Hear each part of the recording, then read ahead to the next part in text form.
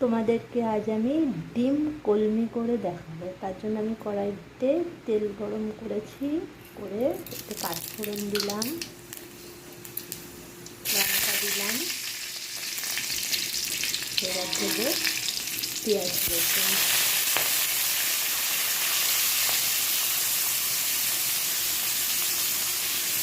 এবার পেঁয়াজ রসুনটা একটু ভাজা ভাজা করবো।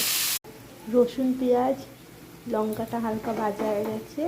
এবার যে মাছের ডিমটা আমি রেখেছিলাম সেই ডিমটা আমি দিয়ে দেবো।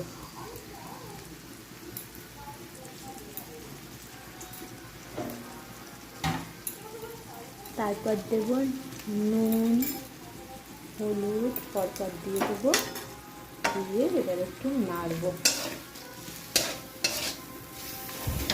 ডিমটাকে একদম ভেঙে ভেঙে দেবো যাতে সব কিছুর সঙ্গে মিশে যায়।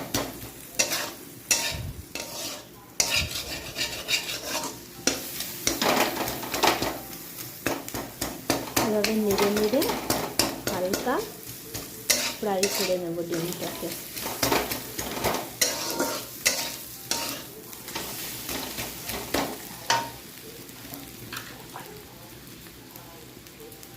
মাছের ডিমগুলি আমার ভাজা হয়ে গেছে। এবার আমি কলমি শাকগুলি বেছে ধুয়ে পরিষ্কার করে কেটে রাখা কলমি শাকগুলি আমি সব দিয়ে দেবো এর মধ্যে, দিয়ে ওপর থেকে একটু নুন, হালকা একটু হলুদ দিয়ে ঢাকা দিয়ে দেবো। এই যে ডিম কলমি হয়ে গেছে, এবার নামিয়ে নেব। হালকা একটু জলও দিয়েছিলাম ঢাকা দেওয়ার আগে, ওটা বলা হয়নি।